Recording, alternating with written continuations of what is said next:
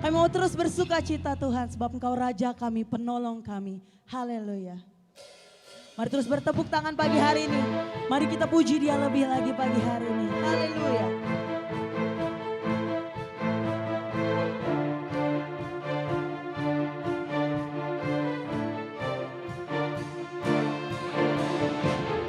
Mau bersyukur Tuhan. Mau datang ke hadirat-Mu lebih dalam lagi ya Bapa. Membawa setiap pujian kami.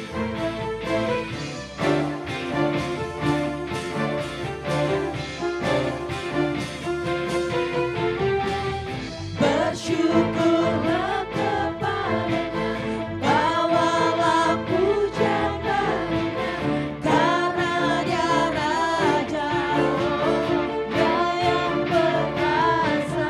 Allah Tuhan. Tuhanlah kekuatanku, mazmur dan keselamatanku, Dia penolongku, Engkau Tuhan. yang beri hidupku. Kau yang berjaya, seluruh semesta sujud Menyatakan agunglah Engkau Tuhan. Agunglah kebangkitan-Mu, mujizat telah terjadi, tunjuk kasih-Mu, berkat teguh dan mulia, masukkan perbuatan-Mu, penyelamat hidupku, kasih-Mu tiada tara, berkata Kau Tuhan Rajaku.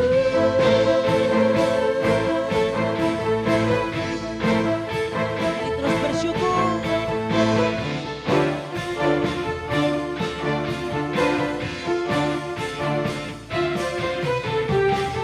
Bersyukurlah kepada-Nya, bawalah pujian baginya, karena Dia Raja, Kami sembah Engkau Tuhan. Dia yang perkasa. Tuhanlah kekuatanku, mazmur dan keselamatanku, Dia penolongku, yang beri Mari nyatakan. Kau yang berjaya, seluruh semesta sujud menyembah. Agunglah kebangkitan-Mu, mujizat telah terjadi, tunjuk kasih anugerah-Mu, berkat teguh dan mulia, masuklah perbuatan-Mu, Kau penyelamat hidupku, kasih-Mu tiada tara, berkata Kau Tuhan Rajaku. Kau Raja yang mengasihi setiap kami. Kami mau bersorak Tuhan. Biar hanya Kau saja yang berjaya ya Bapa. Haleluya.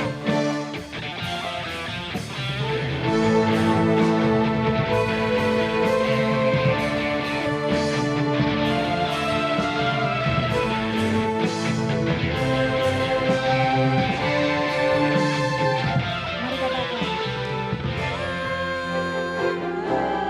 Berjaya, seluruh semesta sujud. Sekali lagi nyatakan Kau yang berjaya Tuhan. Kau yang berjaya, seluruh semesta sujud menyembah. Agunglah kebangkitan-Mu, mujizat telah terjadi, tunjuk kasih anugerah-Mu, berkat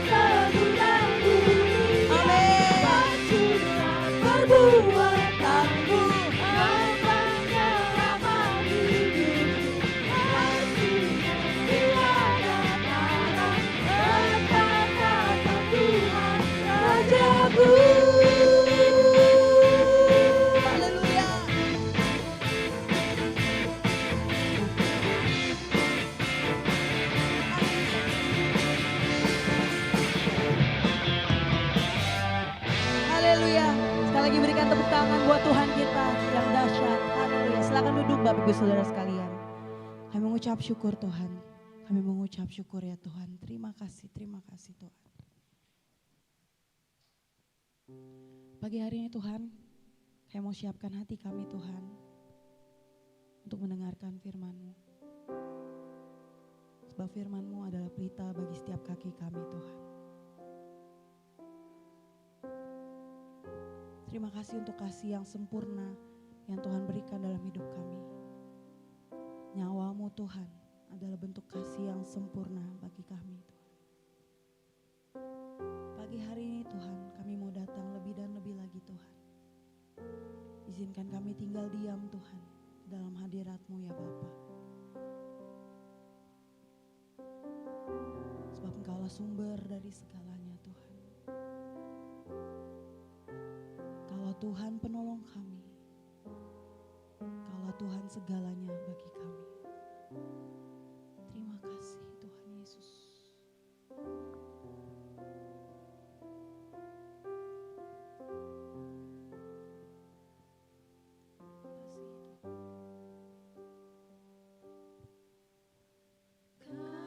Kasih yang sempurna telah ku terima darimu, bukan karena kebaikanku, hanya oleh kasih karunia-Mu Kau pulihkan aku, layakkanku untuk dapat memanggil-Mu Bapa. Kau beri yang ku pinta saat ku mencari, ku mendapatkan. Ku ketuk pintu-Mu dan Kau bukakan. Sebab Kau Bapa-Ku, Bapa yang kekal. Takkan Kau biarkan aku melangkah hanya sendirian. Kau selalu ada bagiku. Sebab Kau Bapa-Ku, Bapa yang kekal. Hanya Kau Tuhan, hanya Kau, hanya Kau. Terima kasih Tuhan.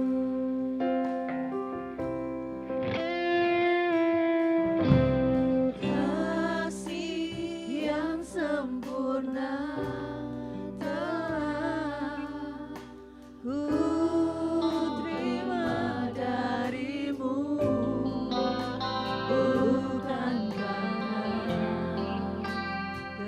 kebaikanku, hanya oleh kasih karunia-Mu Kau pulihkan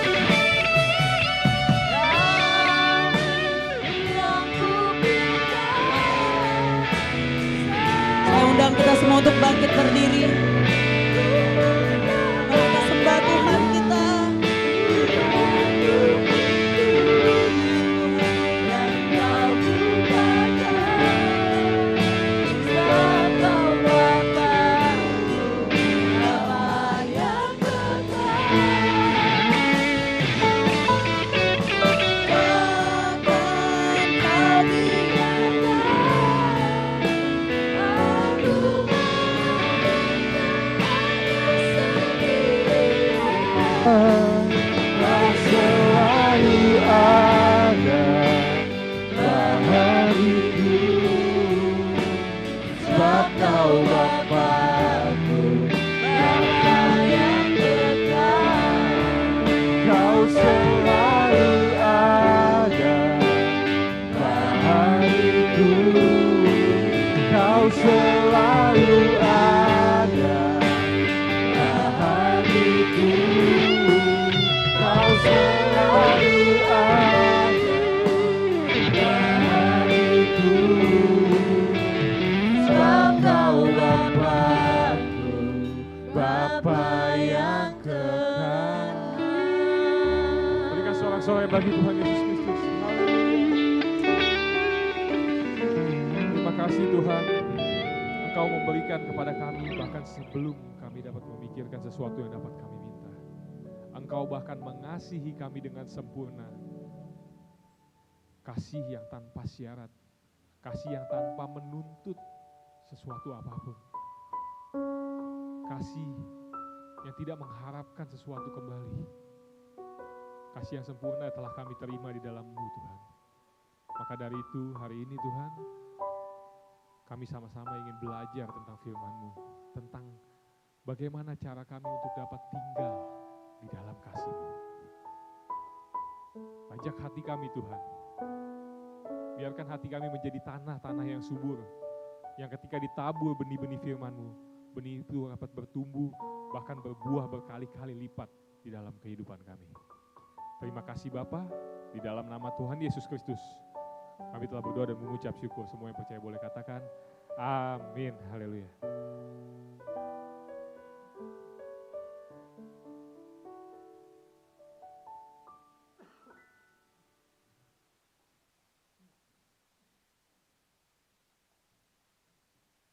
Ya, shalom Bapak Ibu Saudara.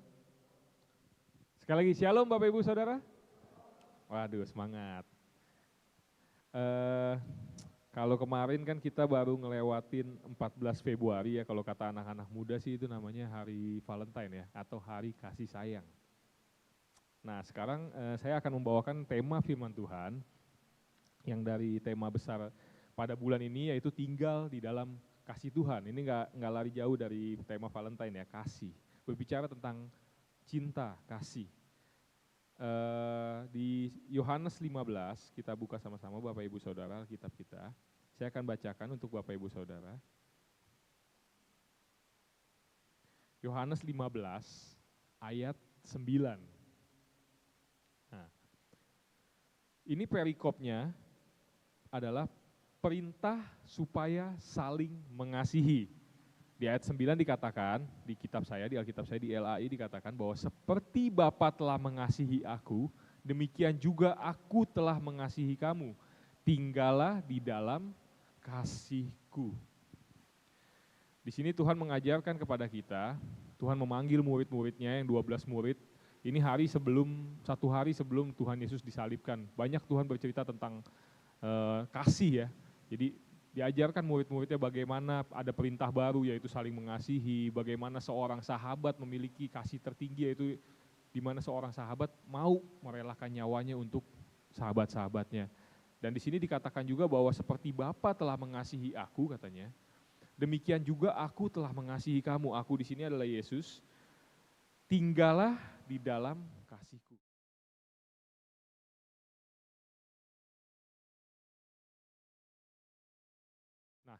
Sebelum lama ini saya dengar seorang teman ya cerita sama saya tentang bagaimana dia hidupnya dirubah sama Tuhan gitu ya, ada mujizat terjadi, terus dia cerita excited banget kan, dia excited banget, cerita menggebu-gebu, cerita tentang perjalanan mujizat yang Tuhan berikan di dalam hidup dia. Terus saya komen sama dia gini, ya saya tentu bersyukur ya, maksudnya ada mujizat Tuhan, cuma saya bilang itu sebenarnya biasa gitu loh. Kenapa saya katakan biasa? Karena yang tadi saya katakan bahwa Tuhan mengajak kita murid-muridnya itu untuk tinggal di dalam kasih Tuhan. Kita bayangin gini ya, kita bayangin kalau kita ke Windsor Castle atau yang di sana dah di Eropa, saya sih nggak pernah cobain ya, di Inggris. Nah itu kan ada istana tuh, istana Windsor Castle, di mana dulu Ratu Elizabeth sebelum meninggal kan tinggal di situ, sekarang udah digantikan sama anaknya Raja Charles ya. Nah Kalau turis-turis datang nih, pengunjung datang ke Windsor Castle, pasti yang dilakukan adalah kita selfie, foto. Karena apa? Karena kita ngelihat sesuatu hal yang nggak pernah kita lihat di kehidupan kita sehari-hari, bener gak Bapak Ibu Saudara? Kita norak ya kan, bagus banget temboknya, kita foto. Kita masuk lagi ke sini, kita foto. Meja makannya kita foto, atap-atapnya kita foto. Karena kalau saya lihat di YouTube itu emang bener-bener Windsor Castle itu bagus banget. Sampai di atapnya aja itu ada lukisan, di tembok-temboknya itu dilapis dengan ukiran-ukiran yang indah. Jadi pasti kalau pengunjung atau wisatawan datang, itu pasti yang dilakukan pertama-tama pasti foto, norak ya kan, ntar cerita, upload di Instagram, upload di TikTok, upload di ABC, semua di-uploadin supaya orang-orang lihat gitu loh, kita udah masuk nih ke Windsor Castle. Tapi coba dibayangin Bapak Ibu Saudara, apakah Pangeran William sama Pangeran Harry bertingkah laku yang sama seperti wisatawan? Jawabannya Pak, kalau menurut saya nggak mungkin. Nggak mungkin tiba-tiba dia bangun tidur pagi-pagi, keren banget rumah gue, gue foto lah. Terus masuk ke kamar mandi, gue foto ah. Habis itu habis sikat gigi sarapan, meja makannya keren lu, foto ah. Saya rasa wisatawan foto tentang Windsor Castle di HP-nya Prince William sama Prince Harry dibandingkan sama di HP wisatawan yang pernah ke sana, saya rasa lebih banyak di HP-nya wisatawan. Karena apa Bapak Ibu Saudara? Karena William dan Harry tinggal di dalam istana itu. Dia udah menikmati keindahan, menikmati kemegahan istana itu dengan cuma-cuma, dan setiap hari tantangan buat dia adalah nggak take it for granted, nggak menganggap remeh, nggak menganggap sesuatu yang murah tentang pemberian atau karunia yang dia terima dari istana. Kalau kita hidup sebagai murid Yesus, kalau kita baca perjalanan 12 murid Yesus ya, itu emang tiap hari dipenuhi dengan mujizat. Kayaknya selama pelayanan Yesus bersama murid-muridnya, hampir setiap hari, hampir setiap saat itu bertemu dengan mujizat. Beda sama orang-orang yang datang sekali dua kali untuk ketemu sama Yesus. Jadi kita Bapak Ibu Saudara, coba deh bayangin, kita ini hidup sebagai murid, tinggal di dalam kastil, atau kita sebagai wisatawan sebenarnya, kita sebagai wisatawannya Tuhan. Kita yang empunya kerajaan surga, atau kita wisata kerajaan surga nih, wisatawan kerajaan surga. Kalau kita sebagai wisatawan norak wajar, tapi kalau kita sebagai pemilik, kita sebagai empunya kerajaan surga, ketika Tuhan kasih mujizat itu hal yang lumrah terjadi di dalam kehidupan kita. Karena memang selayaknya dan sepantasnya kita mendapatkan, karena kita hidup di dalam kasih Tuhan. Ketika kita bisa hidup di dalam kasih Tuhan, mujizat itu cuma-cuma dikasih ke kita. Karunia itu cuma-cuma dikasih ke kita. Tapi tantangan untuk kita adalah untuk tidak take it for granted. Jadi enggak menganggap remeh mujizat yang Tuhan kasih. Sekarang kita akan bahas tentang kasih lebih mendalam di 1 Yohanes 4 ayat 8.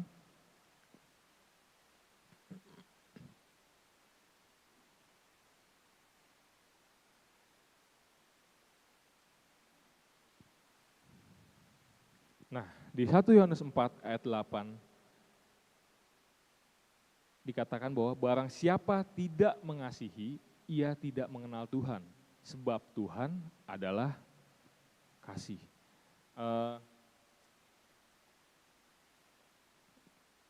Kalau rumus dalam Alkitab atau teori dalam Alkitab itu, dalam firman Tuhan itu adalah mutlak ya, pasti.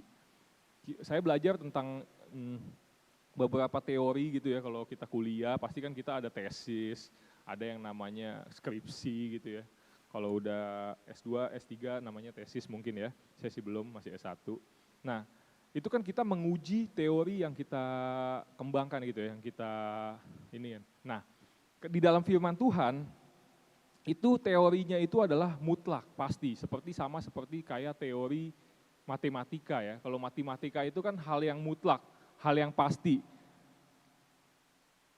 Kalau kita bicara 2 kali 2, itu udah pasti jawabannya 4. Nggak ada yang bisa menyanggah saya, nggak ada yang bisa menyangkal saya.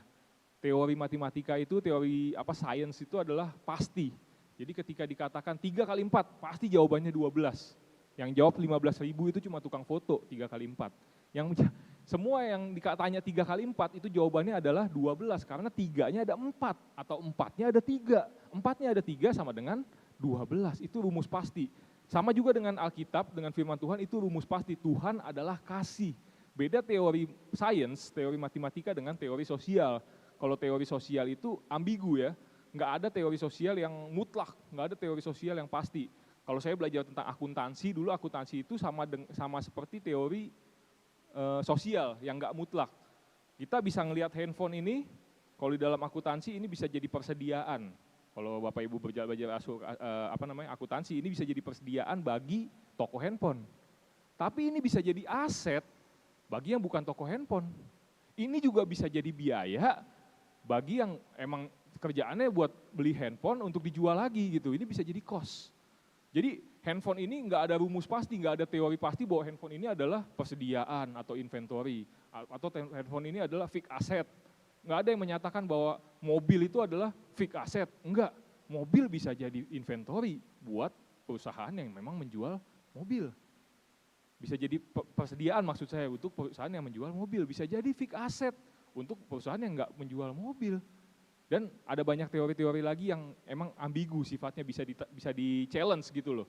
Bisa di-challenge. Sama dengan teori hukum, yang kita belajar tentang hukum, itu semua teori-teori bisa di-challenge. Hukumannya berapa nih pembunuhan ini? Ini bisa dibilang pembunuhan berencana nih, tapi enggak loh. Dia enggak rencanain loh, tiba-tiba aja dia ngelakuin ini loh. Nah, itu semua masih bisa di-challenge, masih bisa diperdebatkan. Tapi hukum di dalam Tuhan, itu adalah hukum pasti. Kayak tadi matematika 3 kali 4 sama dengan 12, enggak ada yang bisa tentang. Tuhan adalah kasih, dan enggak ada yang bisa menentang itu. Kalau kita mau tinggal di dalam kasih, artinya kita mau tinggal di dalam Tuhan. Karena rumus matematika tadi ya, Tuhan adalah kasih. Karena tantangan buat kita sekarang, bagaimana caranya kita bisa tinggal di dalam kasih, kita bisa mengenal Tuhan yang adalah kasih di tengah-tengah dunia yang membingungkan ini. Di tengah dunia yang tadi saya bilang teori sosial yang serba ambigu, yang serba bisa di-challenge, serba bisa didebat. Nggak ada satupun di sosial di dunia ini yang mutlak gitu, atau hukumnya atau namanya nggak bisa didebat lagi. Satu hal yang pasti, bagaimana caranya kita bisa mengenal kasih? Karena jujur ya, sebelum menikah, saya banyak ketemu teman-teman saya yang sebelum menikah gitu, ketika saya lagi ngobrol-ngobrol gitu, kalau sekarang ada yang namanya bachelor party ya, gitu-gitulah ya. Nah kan kita ngobrol-ngobrol sambil makan, sambil minum, kita ngobrol, saya tanya tuh, kenapa sih bro gitu kan, atau sis gitu, kok lu mau sih menikahi dia gitu loh, kok akhirnya penentuan terakhirnya kok ada di dia gitu loh, kenapa nggak yang lain? Jawabannya pasti karena cinta gitu ya, karena aku sayang bro sama dia. Ya pastilah, itu jawaban pertama, pasti karena cinta, pasti karena sayang. Terus saya tanya lagi, emang kenapa sih kok lu bisa sayang sama dia? Kok kamu bisa sayang, kok kamu bisa cinta sama si A, kok kamu bisa cinta sama si B, sama pasangan kamu yang akan kamu nikahin ini? Baru deh muncul, ya kan, bucket listnya mulai muncul, banyak list di situ. Ada yang bilang karena kita kalau ngobrol tuh nyambung aja bro, karena kan pernikahan itu kan yang paling penting komunikasi bro, katanya gitu. Saya diajarin, katanya kita kalau nikah nih kita ngobrol aja udah gak nyambung pas pacaran, aduh gimana nanti isinya itu semua tentang ngobrol pas nikah, katanya gitu kan. Jadi gue harus nyambung sama pasangan gue, karena gue cinta, karena ya dia gitulah ngobrolnya nyambung gitu kan. Ada lagi yang ngomong, yang saking sombongnya gitu teman saya, look at her katanya, lihat dia nih, cantik bro katanya gitu. Siapa yang gak cinta, maksudnya laki-laki mana yang gak bisa cinta sama cewek cantik kayak gini gitu kan. Ada yang bilang juga, karena ya kalau dilihat bibit, bebet, bobotnya, saya lihat papanya orang yang terpandang, kongkongnya orang yang terpandang, ini pasti anaknya juga nanti akan jadi orang yang terpandang. Ada juga yang ngomong, ya karena biar capek saya bro hidup susah, katanya gitu, capek bro hidup susah bro, gue mau cari pasangan yang kaya, supaya gue udah tinggal enak aja di rumah, nanti ongkang-ongkang kaki dapat duit. Berbagai macam alasan, kenapa orang bisa cinta sama seseorang kan. Tapi kita harus ngerti bahwa hidup dengan cinta yang bersyarat itu akan jadi sulit. Hidup dengan cinta yang ada kondisi atau syarat itu akan menyulitkan kita. Kenapa? Karena orang tersebut akan selalu dituntut untuk hidup live up with the standard. Jadi kalau kamu menikah karena cinta dan cintanya itu karena kecantik, otomatis si cantik ini akan dituntut di dalam hidupnya secara tidak tertulis, secara tidak langsung akan tertuntut dia nikahin gue karena gue cantik. Gue harus terus cantik supaya dia sayang sama gue terus. Dia harus live up with the standard. Dia nggak bisa nurunin standarnya. Berapa banyak orang bercerai? Berapa banyak orang bubar rumah tangganya? Kenapa? Pas ditanya kenapa? Iya dulu ngobrol nyambung, sekarang nggak tahu udah nggak nyambung. Dia udah berubah. Padahal kalau boleh jujur nggak cuma dia yang berubah, kita juga berubah. Bapak Ibu Saudara, ya kan? Bukan cuma pasangan kita yang berubah, tapi kita juga berubah. Dan tapi orang lebih suka ngelihat kesalahan orang lain. Orang lebih suka memperhatikan orang lain dibanding memperhatikan dirinya sendiri. Kita harus senantiasa memenuhi standar atau kondisi tersebut.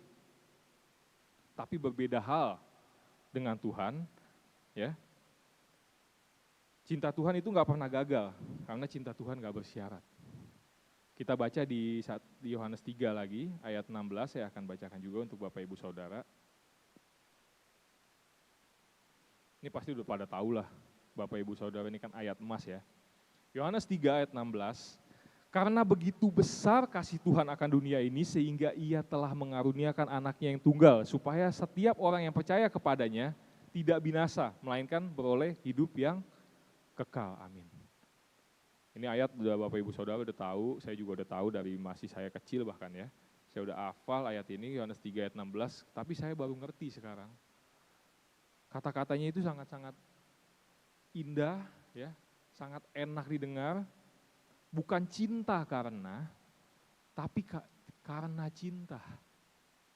Bukan sayang with the reason, ya, love with the reason, tapi love is the behind of all the reason.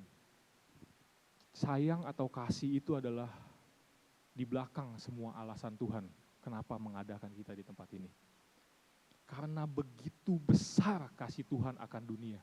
Kata-kata di Alkitab itu enak ya didengarnya ya, kalau cuman ini ada dimensi yang berbeda gitu loh. Kalau cuman karena besar kasih Tuhan akan dunia itu kayak biasa, tapi ditambahin begitu besar kasih Tuhan akan dunia. Ada penekanan di situ. Kalau di dalam bahasa Inggris, for God so in love with us. Dia sangat cinta sama kita.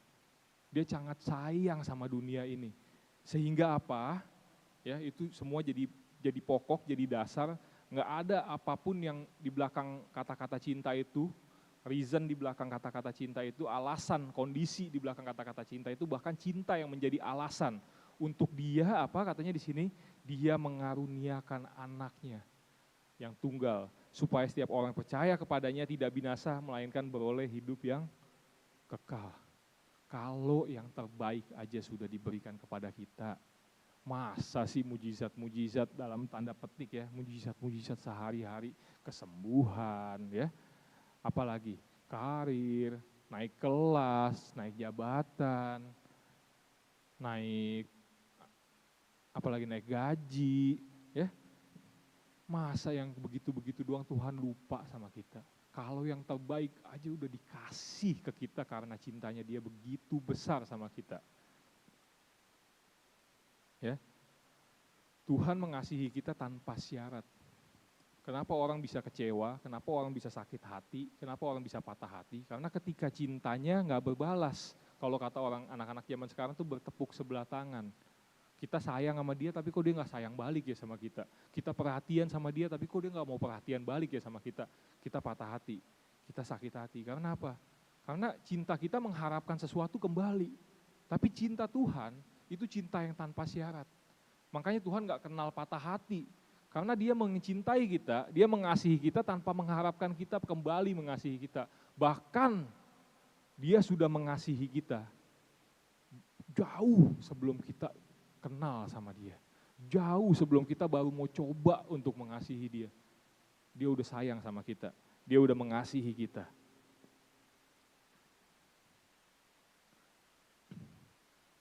Ya, cinta tanpa syarat menjadikan kita hidup tanpa rasa sakit dan dendam. Karena tidak mengharapkan apapun kembali setelah kita mencintai dan melakukan yang terbaik untuk orang lain sama seperti Tuhan.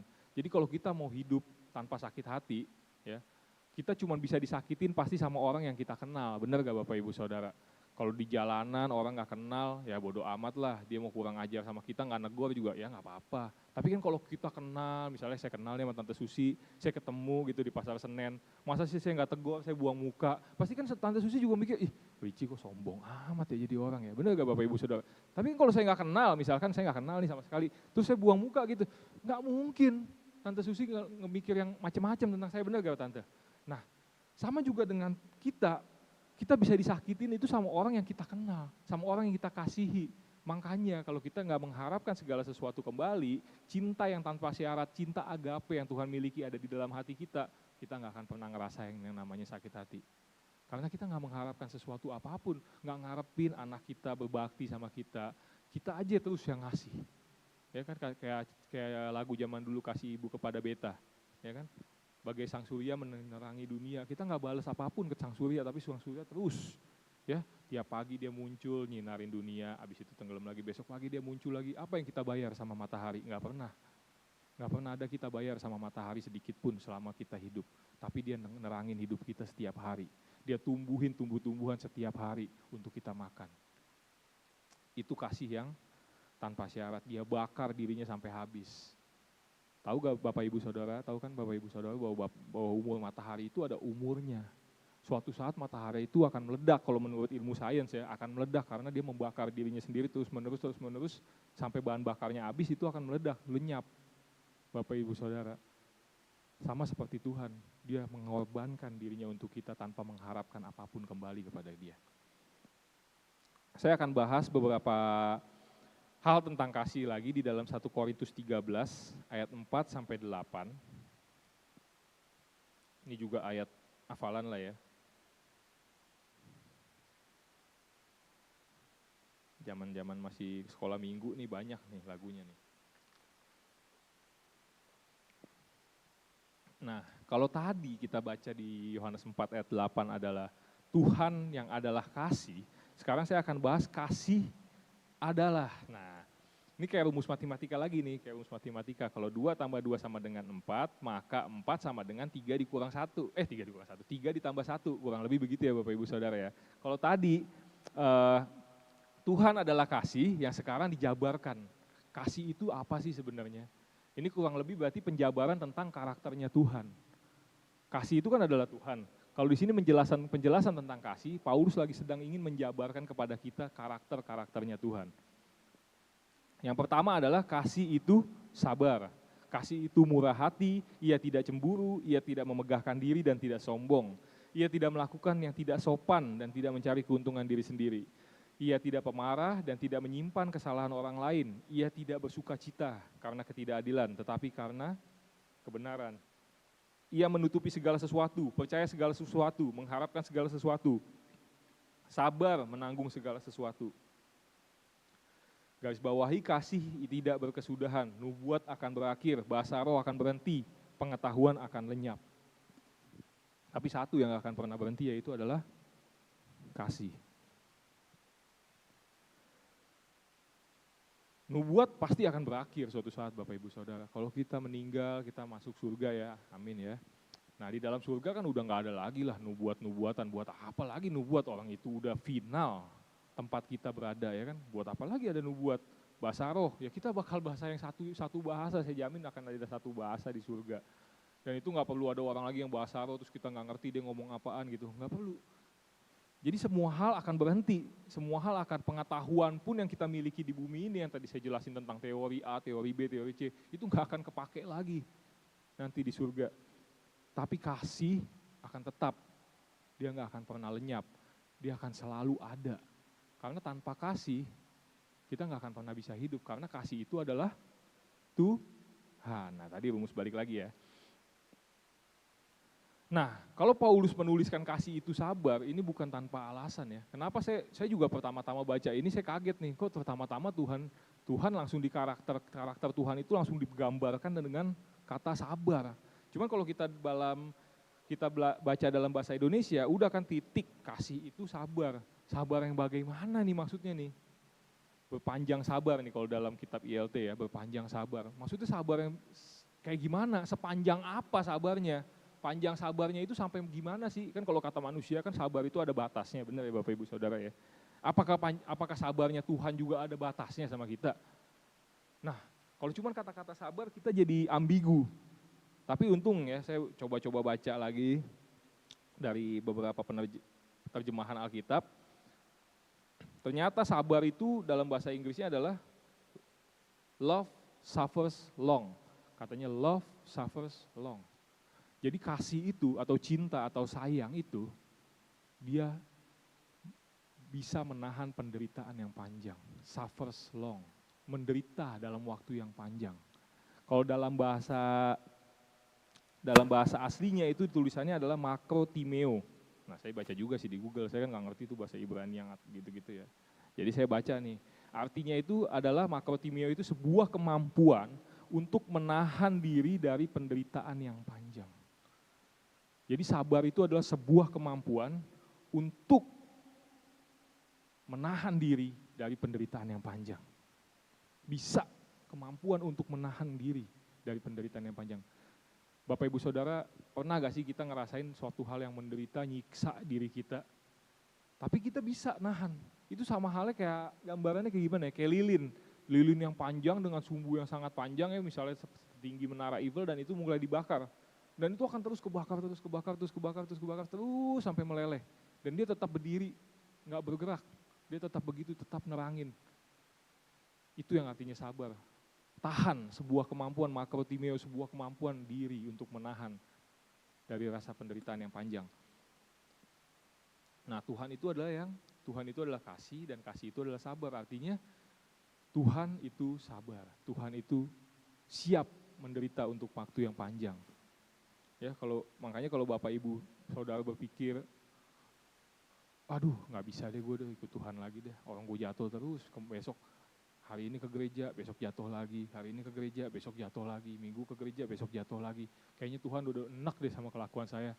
Bapak Ibu Saudara harus camkan baik-baik, harus tanam di dalam kepala Bapak Ibu Saudara bahwa Tuhan itu sabar. Tuhan itu punya kesabaran, tingkat penahanan diri dari penderitaan yang panjang itu jauh melampaui akal sehat manusia. Ya, kalau ada satu orang Bapak Ibu Saudara berpikir gitu ya, Bapak Ibu Saudara udah terjebak, udah terjerat dalam dosa yang begitu dalam dan udah gak mungkin ada lagi yang bisa nolong, Tuhan kayaknya juga udah capek sama Bapak Ibu Saudara, pendeta-pendeta juga udah gak mau ngeliat lagi, hamba-hamba Tuhan udah ngeliat gak ada harapan bagi kita, tapi percaya Bapak Ibu Saudara bahwa Tuhan itu panjang sabar. Tuhan tunggu, Tuhan pasti siap sedia menerima kita kembali kapanpun, catat kapanpun kita mau melangkah kembali. Sama seperti bapak yang baik sama anak yang bungsu, dia tunggu di rumah. Ketika anaknya datang, baru sampai depan jalan, nggak usah anaknya yang samperin, bapaknya yang lari ngejar dia. Karena begitu besar kasih Tuhan bagi kita. Ya. Yang kedua yang saya mau highlight di sini juga adalah tentang Tuhan itu kasih itu percaya akan segala sesuatu. Kalau kita ngerti ya bahasa-bahasa dunia itu kan ada kata-kata love is blind. Cinta itu buta, tapi saya yakin dan percaya bahwa Tuhan itu nggak buta ya. Cintanya Tuhan itu nggak membabi buta. Love is not blind bagi Tuhan. Tuhan ngelihat hal yang buruk di dalam diri kita, Tuhan ngelihat hal yang jelek di dalam diri kita, tapi dia juga ngelihat hal yang baik, hal yang terbaik di dalam hidup kita. Tapi di sini dikatakan bahwa kasih percaya akan segala sesuatu. Tuhan itu akan percaya kepada kita, dia ngelihat dua sisi, bukan love is blind, dia bukan kalau kayak kita tuh yang cinta-cinta monyet zaman dulu tuh love is blind, kata cinta itu buta Bapak Ibu Saudara. Kalau ngelihat pokoknya pasangan kita mau ngelakuin apa aja, pokoknya udah kasar orangnya, mulutnya kayak sampah, tetap kita cinta sama dia. Love is blind, katanya buta, udah buta gue, pokoknya tetap sayang aja sama dia. Tapi Tuhan gak begitu Bapak Ibu Saudara, dia ngelihat kesalahan kita, dia ngelihat dosa kita, dia ngelihat buruknya kita, tapi dia juga ngelihat baiknya kita. Tapi dia percaya. Dia percaya, kenapa Bapak Ibu Saudara ketika kita berbuat dosa kita gak langsung mati? Karena Tuhan percaya, kasih percaya akan segala sesuatu. Tuhan percaya sisi terbaik dari hidup orang itu. Tuhan percaya sisi terbaik di dalam kehidupan kita. Dan dia percaya suatu saat kita pasti bisa kembali kepada Tuhan.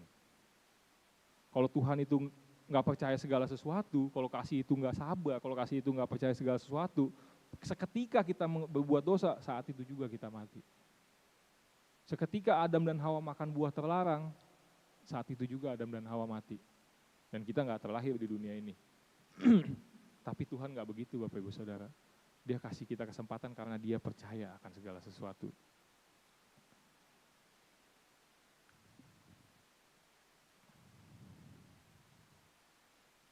Ya, jadi ketika kita hidup di dalam kasih, kita harus ingat sama-sama jangan sampai kita menyepelekan kasih itu. Sama seperti yang tadi saya katakan bahwa Prince William, Prince Harry itu tidak sepantasnya untuk meremehkan kemegahan, kekuatan semua yang dimiliki sama dia, berdarah biru padahal darahnya merah ya. Tapi kita sebaliknya kita harus bersyukur. Ketika kita tinggal di dalam kasih Tuhan, kita bisa ngerasain semua kemegahannya Tuhan. Kita bisa ngerasain semua kasihnya Tuhan secara cuma-cuma. Mujizat itu terjadi di setiap sudut kehidupan kita. Kalau Bapak Ibu Saudara percaya. Karena kita tinggal di dalam kasihnya Tuhan. Kita nggak usah nunggu-nunggu mujizat. Kenapa sih kayaknya kita lama banget nggak dikasih-kasih sama Tuhan? Karena kita nunggu hal-hal yang kita ngeliatin cuman fokus sama satu hal-hal yang Tuhan belum izinkan itu terjadi dalam kehidupan kita. Padahal kalau kita mau buka mata kita mau lihat ke kiri dan ke kanan, berapa banyak mujizat mengikuti hidup kita setiap hari. Di setiap sudut kehidupan kita, di setiap sudut rumah kita, anak cucu kita diberkati, papa mama kita diberkati. Itu semua karena kebaikan Tuhan. Tadi kalau dibaca di nyanyian tadi juga kan, bukan karena kebaikanku kasih yang sempurna telah kuterima, tapi bukan karena kebaikan kita. Tapi karena memang begitu besar kasih Tuhan. Kalau ditanya, kalau saya bisa interview Tuhan, Tuhan kenapa sih bisa sayang sama saya? Tuhan kenapa sih bisa sayang sama Bapak Ibu Saudara? Pasti jawaban Tuhan cuma satu, gak ada alasan buat saya sayang sama kalian. Gak ada alasan saya buat sayang sama kamu. Karena saya menyayangi kamu ya karena saya sayang, udah titik. Gak ada alasan di balik itu, gak ada kondisi, gak ada syarat. Karena cinta Tuhan itu cinta yang tak bersyarat. Sekarang kita baca lagi di 1 Yohanes 4 ayat 11, lanjut. Dikit lagi nih Bapak Ibu Saudara. Nah, di 1 Yohanes 4 ayat 11 dikatakan, saudara-saudaraku yang kekasih, jikalau Tuhan sedemikian mengasihi kita, ada kata-kata dimensi lain lagi di sini ditekankan, sedemikian mengasihi kita, maka haruslah kita juga saling mengasihi. Tidak ada seorang pun yang pernah melihat Tuhan. Jika kita saling mengasihi, Tuhan tetap di dalam kita dan kasihnya sempurna di dalam kita. Untuk kita bisa tetap tinggal di dalam kasih Tuhan, itu ada ada bahan bakar. Untuk mobil bisa tetap menyala, itu ada bahan bakar yang namanya bensin. Untuk motor tetap bisa jalan, itu ada bahan bakar yang namanya bensin, Pertamax, Pertalite ya. Kalau motor listrik itu ada yang namanya aki ya, baterai. Untuk itu tetap bisa menyala, kasih Tuhan tetap bisa tinggal di dalam kita tetap bisa tinggal di dalam kasih Tuhan dan kasih Tuhan tetap bisa tinggal di dalam kita, itu ada baterainya Bapak Ibu Saudara, itu ada bahan bakarnya. Bahan bakarnya adalah di sini dikatakan, tidak ada seorang pun yang pernah melihat Tuhan. Jika kita saling mengasihi, ini garis bawahi Bapak Ibu Saudara, Tuhan tetap tinggal di dalam kita dan kasihnya sempurna di dalam kita. Jadi bahan bakar untuk kita bisa tetap tinggal di dalam kasih Tuhan, supaya kasih Tuhan itu tetap bisa menyala di dalam hidup kita, bahan bakarnya itu adalah kita saling mengasihi. Karena tanpa kita saling mengasihi, kasih Tuhan pun akan lama-lama redup. Kita bukan kasih Tuhan redup, kita yang menjauh dari kasih Tuhan sehingga kelihatannya redup. Matahari itu kan bukannya hilang ya Bapak Ibu Saudara, matahari tetap ada, buminya berputar. Ketika bumi berputar nggak menghadap matahari, disitulah kita jadi malam. Bapak Ibu Saudara. Jadi kita akan kehilangan kasih Tuhan, kita nggak bisa lagi tinggal di dalam kasihnya Tuhan ketika bahan bakarnya habis. Cara kita tetap keep up with the love, with the God's love is kita mengasihi sesama kita.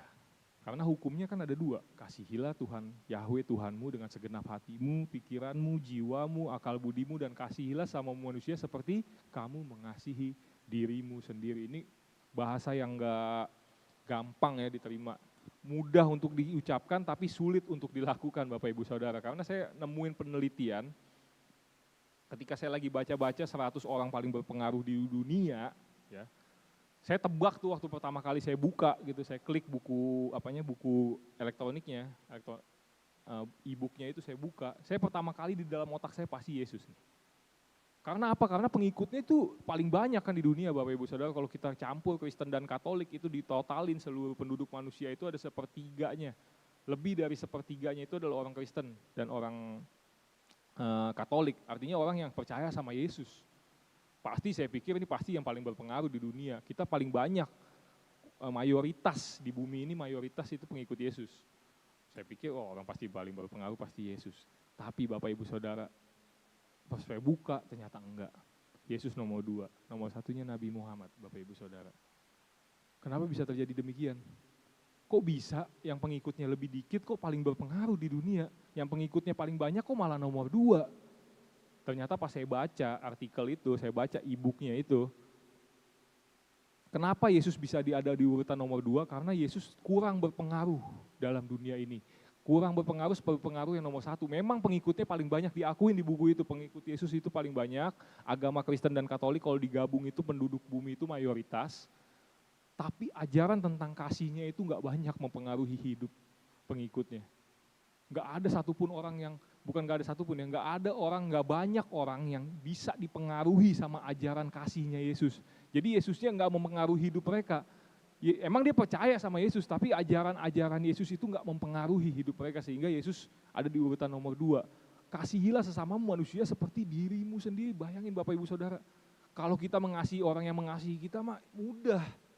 Gimana caranya kita mengasihi orang yang selalu menyakiti kita dan kita disuruh mengasihi dia sama seperti dia kita mengasihi diri kita sendiri. Ditampar pipi kanan kasih pipi kiri kata Tuhan. Siapa yang sulit Bapak Ibu Saudara? Difitnah, doain katanya. Difitnah malah kita disuruh doakan. Disakitin malah kita suruh memberkati.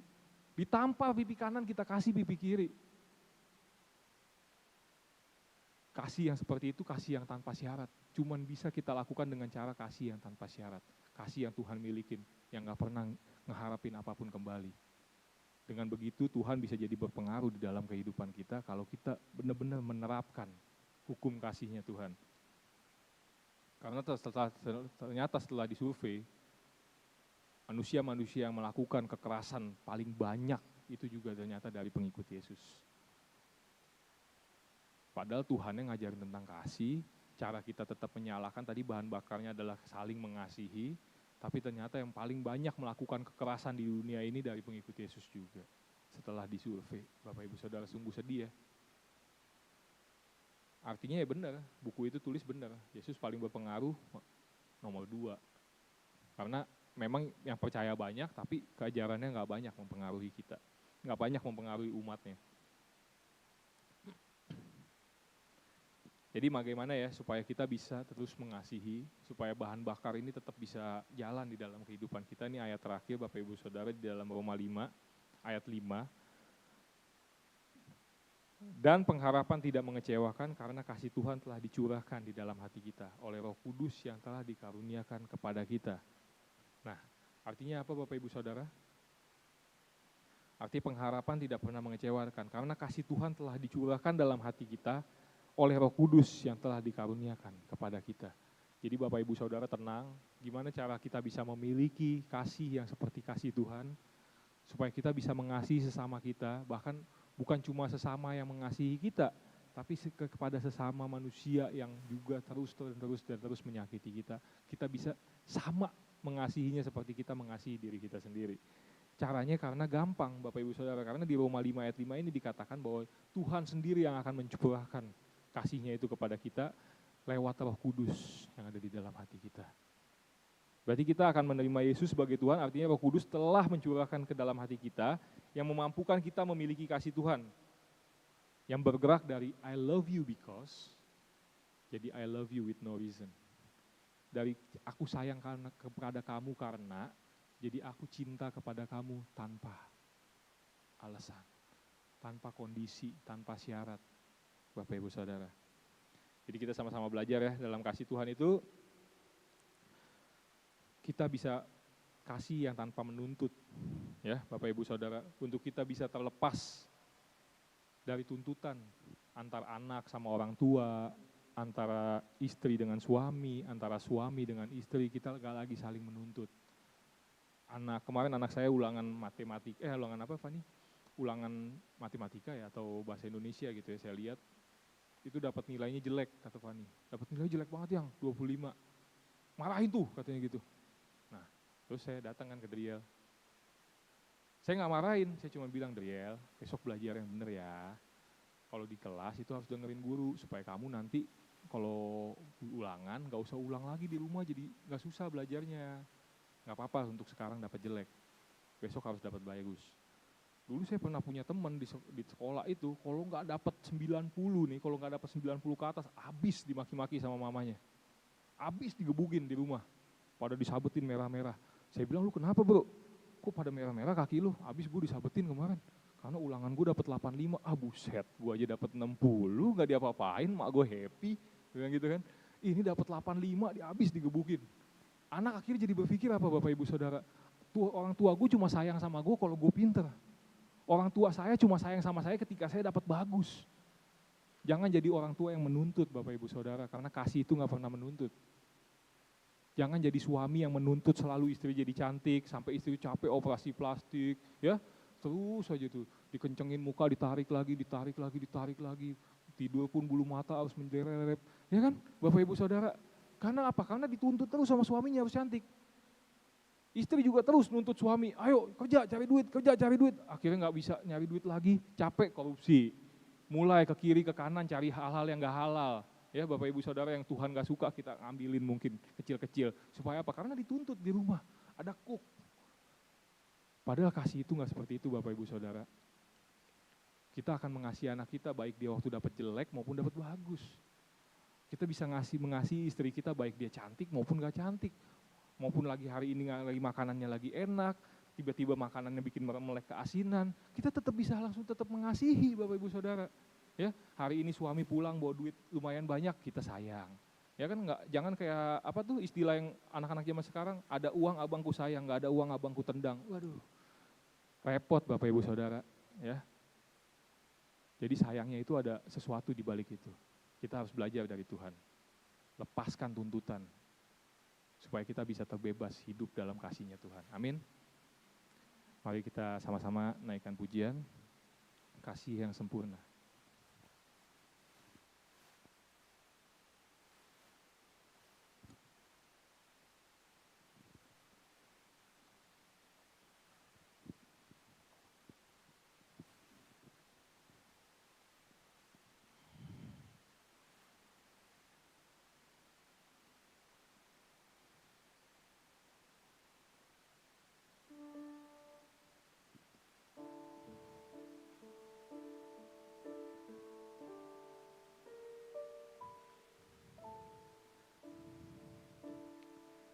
Mari kita satukan hati kita, Bapak Ibu Saudara. Kita mau naikkan pujian ini dari hati. Karena dalam Roma 5 ayat 5 Tuhan telah mengasihi kita, mencurahkan kasih-Nya di dalam hati kita. yang Sempurna telah ku terima darimu. bukan karena kebaikanku, hanya Oleh kasih karuniamu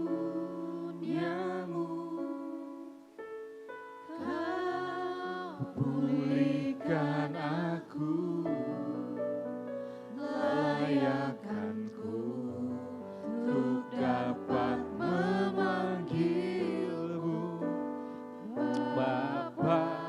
Kau beri yang ku pinta saat ku mencari, ku mendapatkan. Ku ketuk pintumu dan kau bukakan,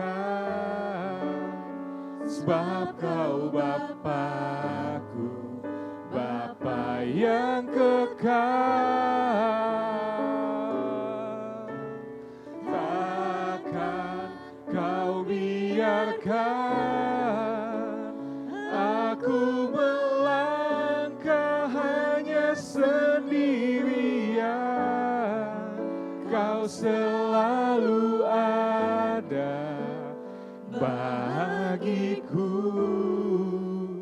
sebab Kau Bapa-Ku, Bapa yang kekal. Mari sama-sama kita ulangi pujian ini. Kita rasakan kata demi kata. Kita imani kata-katanya Tuhan.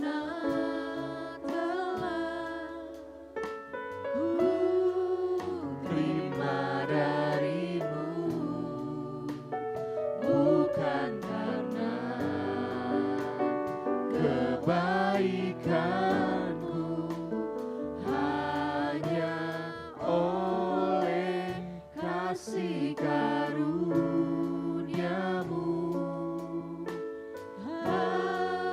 Pulihkan aku, layakkanku untuk dapat memanggilmu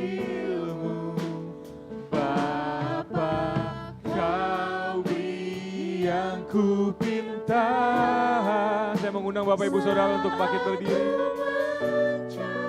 Ku mendapatkan, ku ketuk pintumu dan Kau bukakan, sebab Kau Bapa-Ku, Bapa yang kekal. Takkan Kau biarkan aku melangkah hanya sendirian. Kau selalu ada bagiku, sebab Kau Bapa-Ku, Bapa yang kekal. Kau yang ku pinta. Katakan dengan iman Bapak Ibu Saudara. Kalau hari ini, pagi hari ini kita masih ada yang kita minta kepada Tuhan tapi kita belum mendapatkannya. Katakan dengan iman Bapak Ibu Saudara bahwa Tuhan sanggup membukakan pintu-pintu yang tertutup di dalam kehidupan kita. Oh, takkan Kau biarkan aku melangkah hanya sendirian. Kau selalu ada bagiku, sebab Kau Bapa-Ku, Bapa yang kekal.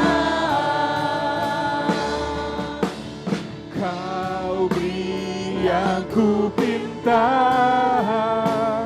Saat ku mencari, ku mendapatkan, ku ketuk pintumu dan Kau bukakan, sebab Kau Bapa-Ku, Bapa yang kekal. Takkan Kau biarkan aku melangkah hanya sendirian. Kau selalu ada bagiku, sebab Kau Bapa-Ku, Bapa yang kekal. Kau selalu ada bagiku. Kau selalu bagiku. Kau selalu bagiku, sebab Kau Bapa-Ku, Bapa yang kekal. Mari berikan sorak-sorai bagi Tuhan Yesus Kristus. Haleluya, haleluya. Terima kasih Tuhan untuk firman-Mu yang sangat mengubah arti dari sebuah kasih. Bahwa kami diajarkan pada hari ini kasih yang tanpa syarat. kasih yang selalu ingin memberikan yang terbaik. Bukan karena kami ada alasan di balik sesuatu, tetapi segala sesuatu yang kami lakukan, alasan di balik semua itu adalah kasih. Love is the behind of all the reason. Tuhan mengajarkan kepada kita untuk menetapkan kasih di balik segala alasan, di balik semua perkara yang kita lakukan. Supaya Tuhan tetap bisa menyala, kasih Tuhan tetap bisa menyala di dalam kehidupan kita. Kita harus belajar untuk saling mengasihi. Terima kasih Tuhan untuk firman-Mu yang begitu indah. Kalau sebentar kami akan menutup ibadah kami hari ini Tuhan. Kami telah mendengarkan firman-Mu dan kami ingin membawa pulang serta menjalankannya. Supaya kami menjadi orang-orang yang bijak yang menanam rumah kami di atas batu. Yang ketika kami mendengarkan firman, kami ingin segera untuk melakukannya. Terima kasih Bapa, di dalam nama Tuhan Yesus Kristus kami telah berdoa dan mengucap syukur. Semua yang percaya boleh katakan amin. Silakan duduk Bapak Ibu Saudara sekalian. Baik, sebelum kita memberikan persembahan, kita akan melihat beberapa pengumuman. Boleh dibantu ditampilkan? Diingatkan kembali bahwa hari ini akan ada ibadah sore nanti jam 5 di tempat ini seperti biasa. Lalu ini diingatkan kembali bahwa Paskah bersama kita yang akan diadakan tanggal 29 sampai 31 Maret di Seruni Puncak. Bapak Ibu diingatkan bahwa pelunasan retret kita akan dilunasi pada tanggal 4 Maret yaitu minggu depan. Jadi Bapak Ibu yang belum membayar, silakan membayar. Ya, ke rekening Bendahara Panitia bisa dilihat di depan. Nanti kalau bingung boleh bertanya kepada Bapak Daniel. Itu saja. Ya, baik itu saja. Saya mengundang petugas kolektan untuk maju ke depan. Kita akan memberikan persembahan kita.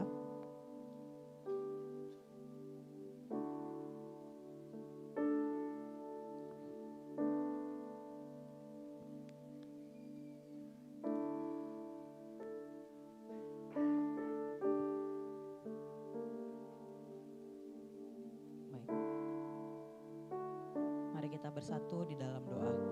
Bapa kami yang baik, terima kasih buat hari yang Kau beri. Mengucap syukur Tuhan kalau hari ini kami boleh memuji membesarkan nama-Mu serta kami boleh mendengarkan firman-Mu Tuhan. Tiba saatnya Tuhan kami mau memberikan persembahan kami. Kiranya Engkau memberkati Tuhan setiap tangan-tangan-Mu yang memberi maupun yang belum sempat memberi. Kami percaya berkat Tuhan melimpah bagi setiap kami.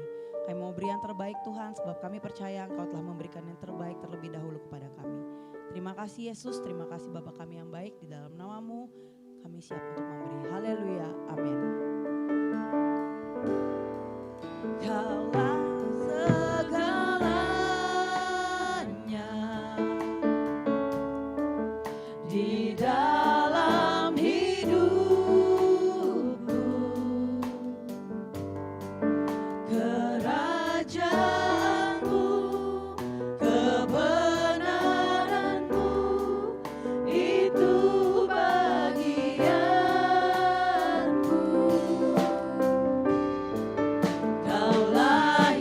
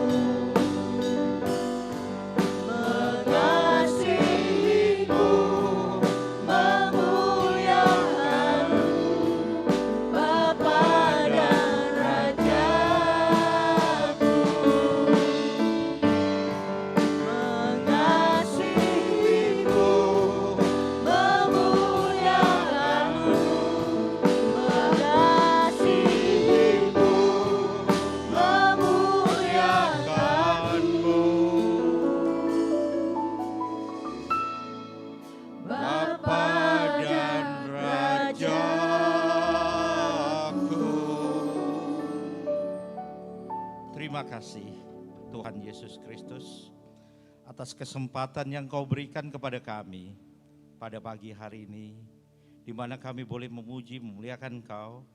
Kami juga boleh mendengar akan firman-Mu.